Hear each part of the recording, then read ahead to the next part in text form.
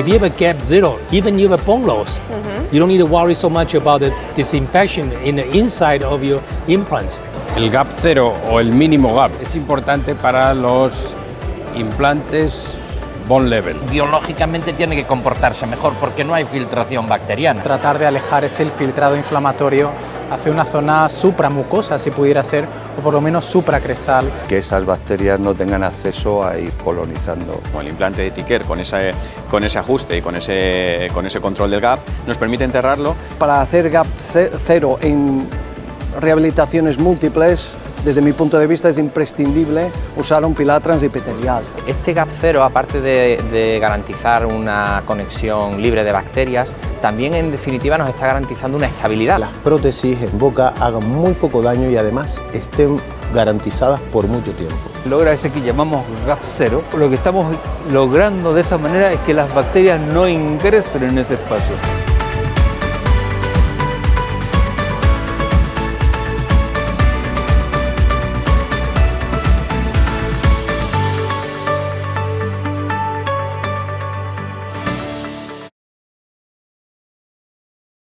Nosotros quisimos analizar lo que Ticker define como gap cero, ¿no? Es decir, hicimos un estudio que aún está sin publicar, pero bueno, ya tenemos los datos a 12 meses, en donde evaluamos los cambios a nivel interproximal, ¿no? del hueso perimplantario crestal, en implantes que están restaurados directamente a la prótesis.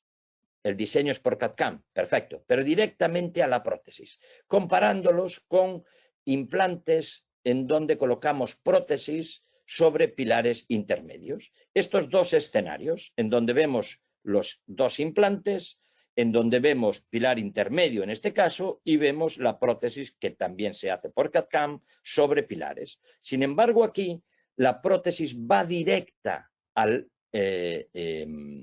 implante. De tal manera que a priori, y por un poco todo lo que estamos comentando, parecería que debería haber más pérdida ósea aquí que aquí, porque aquí hay manipulación de los pilares de cicatrización, porque no coloco pilares de prótesis. Pero para evitar eso, en el diseño del estudio lo tuvimos en cuenta, como ahora voy a comentar. La hipótesis del trabajo es que en los dos casos el resultado va a ser el mismo, es decir, que el colocar prótesis directamente al hombro del implante va a producir o provocar la misma pérdida ósea perimplantaria que si colocamos pilares, pero de 3 milímetros. Como vimos en los estudios previos. Esto es un estudio que hicimos en nuestra facultad, en donde utilizamos 36 pacientes consecutivos de acuerdo a unos criterios de inclusión, y lo importante aquí de los criterios de inclusión en este estudio es lo último. Es decir, lo otro es general para todos los estudios, y esto es lo que marca el escenario clínico. Y el escenario clínico de nuestros pacientes es que tengan ausencia de al menos 2 dientes contiguos, que permita colocar prótesis puentes de 2-4 unidades, pero solo colocadas sobre 2 implantes. Este es el escenario clínico. Y esto lo comento porque al final hablaré también de limitaciones del estudio, que también es muy importante porque esto tiene una aplicación clínica muy clara. Y la exclusión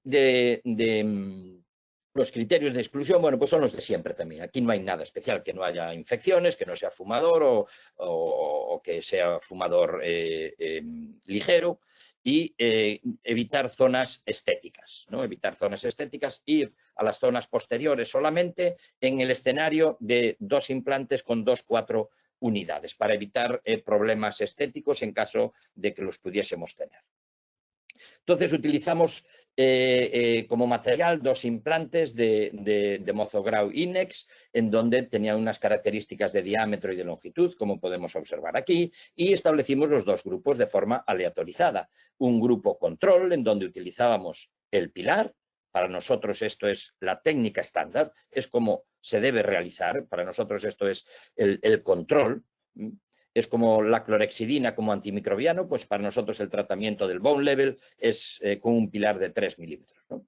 Para que tenga esa superficie y que pueda soportar los tejidos con esa dimensión. Y la zona, o el grupo test, en donde colocábamos de forma directa la estructura de la prótesis al interior de los implantes.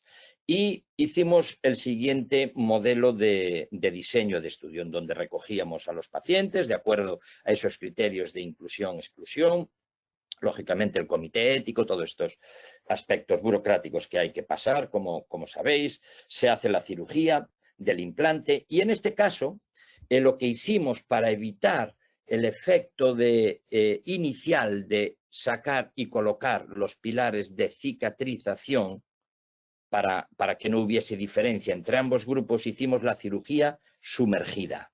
Colocamos los implantes con unas tapas de cicatrización y los colocamos de forma sumergida. De tal manera que 3 meses después de la cicatrización hicimos la segunda fase quirúrgica y en ese momento hicimos la impresión a los 2 grupos.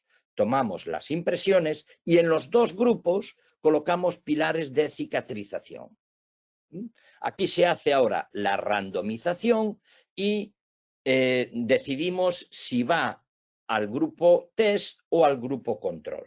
Si va al grupo test, directo a implante. Si va al grupo control, colocamos un pilar intermedio. ¿Y cuándo lo hacemos? En el momento de colocar la prótesis, para que no afecte esa manipulación. Por lo tanto, un mes después, el tiempo necesario para construir esa prótesis, colocamos la prótesis definitiva, y esto es el baseline, los parámetros desde el momento cero, para después seguirlos en el tiempo, y en ese momento, aquellos que eran directas, colocábamos las prótesis directas, es decir, quitábamos los pilares de cicatrización y colocábamos la prótesis directa a los implantes, o colocábamos pilares de cicatrización. Por lo tanto, los 2 casos eran exactamente iguales. La única diferencia es que uno iba directo y el otro tenía este pilar, ¿no? Para ver cómo era el seguimiento en el tiempo, ¿no? A ver si alguno de los 2 perdía más hueso o no. Nuestra hipótesis es que realmente existía gap cero, ¿no? Como ellos indicaban. Y hicimos un seguimiento de 12 meses. La variable principal es, una vez más, con radiografías estandarizadas, incluso pues, en algunas ocasiones hay que hacer una llave de silicona para, de forma repetible y estandarizada, ir analizando la pérdida ósea. También hicimos otro tipo de variables, profundidad de sondaje, sangrado del sondaje, índice de placa, etc. Os voy a poner 2 casos, un caso control, en donde colocamos pilares intermedios, y un caso test que va directo al implante. Vemos el primer caso en donde colocamos los pilares, nada que decir, muy sencilla la cirugía, 2 implantes para una estructura de 2 premolares y un 6, de forma sumergida. Esto es la radiografía inmediata tras la colocación de los implantes. Después del tiempo de osteointegración y la confección de la prótesis, esto es que este grupo es grupo control y, lógicamente, por tanto, colocamos pilares intermedios. De tal manera que esto es el momento a partir del cual empezamos a medir la pérdida ósea. Un mes después, 3 meses después, en donde tenemos parámetros radiológicos, parámetros clínicos, en donde aquí ya tendríamos que ver, de acuerdo a los estudios que habíamos mostrado antes, a los 3 meses ya deberíamos ver si va a haber pérdida ósea, ya la deberíamos ver. Y vemos que no la hay, que a 3 meses todavía no hay pérdida ósea. Seguimos a los 6 meses, 9 meses y 12 meses. Y no la hay porque esto es lo que nosotros demostramos con los estudios anteriores, que cuando tenemos implantes bone level, colocamos pilares de 3 milímetros, esto es la técnica estándar para nosotros. Y demostramos que no hay pérdida ósea perimplantaria. ¿Y qué ocurre en el caso test? En el caso test colocábamos las estructuras directas al hombro del implante. Y de la misma manera y de forma estandarizada íbamos analizando la posible pérdida ósea. De tal manera que vemos a los 6 meses, a los 9 meses y a los 12 meses, que efectivamente el comportamiento es muy similar al caso de la colocación de pilares intermedios. Por lo tanto, la revisión de literatura que os mostré anteriormente, en esa conclusión en donde no se deben hacer estructuras directas a los implantes, no es así exactamente. Depende, como decimos siempre los gallegos, depende del escenario clínico y depende de una serie de factores entre los que entran en juego las estructuras de los materiales, lógicamente. El utilizar materiales originales y materiales no solamente originales, sino que previamente demuestran que no tienen microfiltración, que esto es otro factor importante a tener en cuenta. ¿Cuáles fueron los resultados de este estudio? En cuanto a profundidad de sondaje, nada que decir, no hubo diferencias, como podéis observar, y las profundidades de sondajes a los 12 meses pues eran compatibles con salud en ambos grupos. Lo mismo en el sangrado al sondaje, con unos porcentajes de sangrado al sondaje muy reducidos e iguales en ambos grupos. Y en cuanto a la pérdida ósea, que es la variable importante, en cuanto a la pérdida ósea, vemos el punto de partida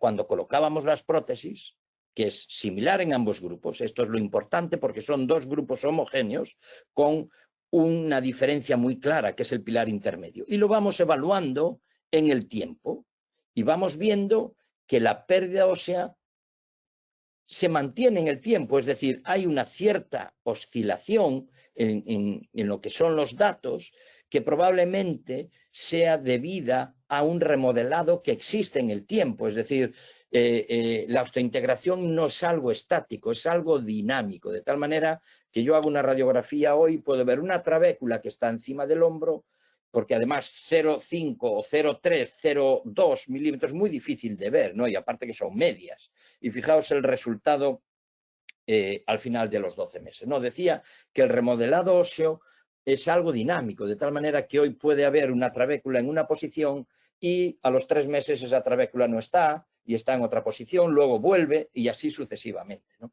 Pero lo importante ya no solamente es la cantidad, sino que la cantidad es similar en ambos grupos y por tiempo, y no hay diferencias significativas. Por lo tanto, parece que el gap cero en estas estructuras parece que es real, no hay microfiltración, ¿no?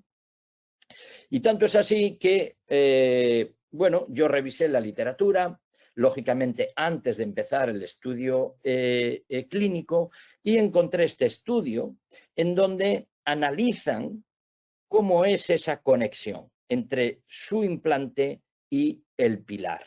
De tal manera que evalúan in vitro el hecho de que haya o no haya microfiltración bacteriana. De tal manera que los resultados son estos que vemos aquí en las tablas, ¿no? Y os lo voy a explicar perfectamente. Vemos que hay 5 grupos en donde en todos ellos se coloca un pilar al implante. En este primer grupo el pilar tiene un torque de 10 newtons, en este segundo grupo de 20 newtons, en este grupo de 30 newtons, en este grupo de 30 newtons con un adhesivo, como un pegamento, y en este grupo de menos de 10 newtons. De tal manera que solo en los grupos de menos de 10 newtons y en el de 10 newtons hay filtración bacteriana, en uno y en el otro. De tal forma que en el grupo de 20 newtons y 30 newtons, con o sin pegamento, no hay microfiltración. E hicieron unas imágenes, como podéis observar aquí, en donde este es el grupo de 10 newtons o menos newtons, donde la conexión del pilar con el implante deja un espacio. Sin embargo, cuando esa conexión se conecta a 20 o a 30 newtons, ese gap desaparece.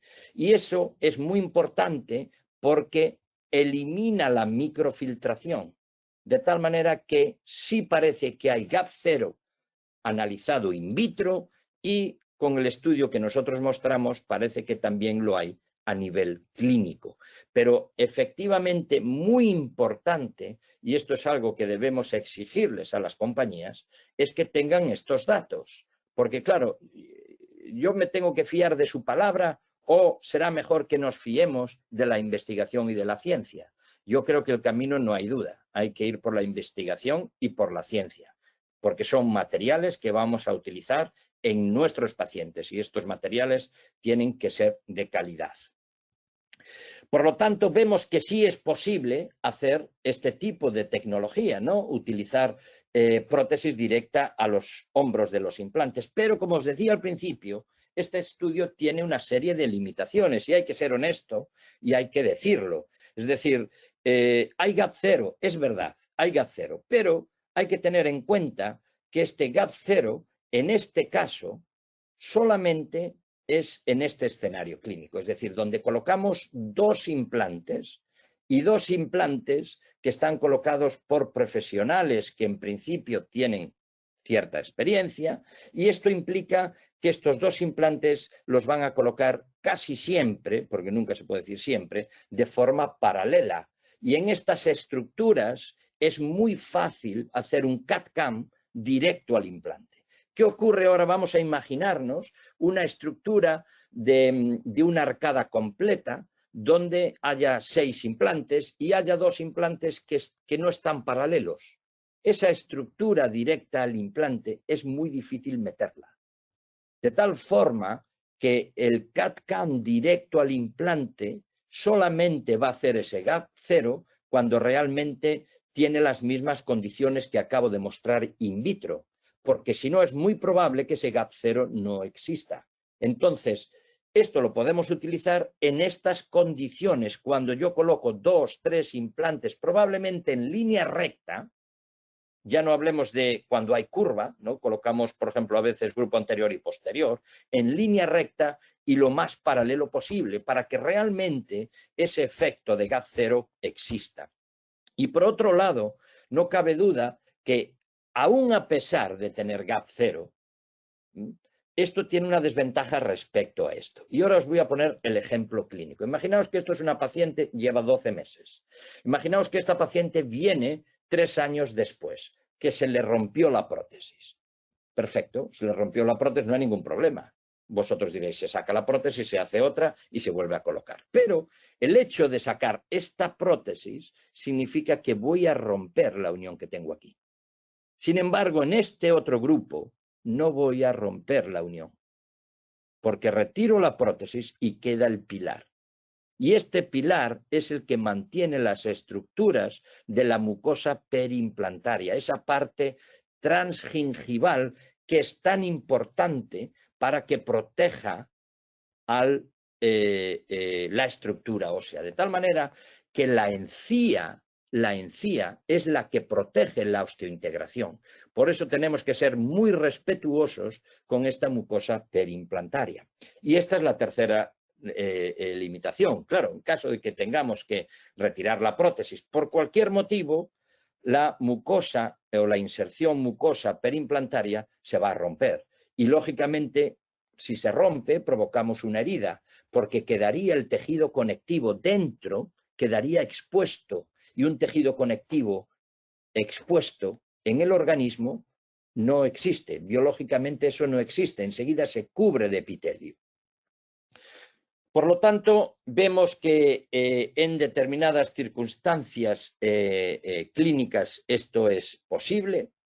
Teniendo en cuenta las limitaciones, vemos que el gap cero existe, tanto in vitro como clínicamente, pero no nos olvidemos que desde mi humilde punto de vista y opinión, la técnica estándar es esta y debemos tener en cuenta, tanto utilicemos esta como utilicemos esta otra, que tenemos que considerar todas estas serie de parámetros y de aspectos que van a mejorar nuestros resultados en nuestros pacientes, haciendo probablemente que a largo plazo la perimplantitis disminuya, que esto es quizá el factor más importante en el tiempo. Porque el hecho de que se pierda un poco de hueso, bueno, pues puede no tener mucha importancia, pero el problema es cuando una vez que está perdido y son implantes rugosos, se contamina.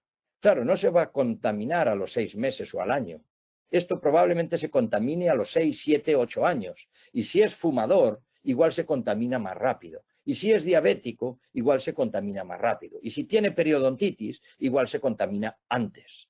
De tal manera que si hablamos de indicadores, factores de riesgo para la periimplantitis, tenemos que tener en cuenta todos aquellos factores que influyen en que pueda llegar. Es igual que el cemento. Cuando utilizamos prótesis cementadas y el cemento se mete dentro, eso va a producir una reacción de cuerpo extraño, y la reacción de cuerpo extraño inicialmente no está infectada, es una reacción inflamatoria sin infección. La infección viene después. Por lo tanto, el comportamiento va a ser muy similar a todo esto que estamos comentando. Y con esto termino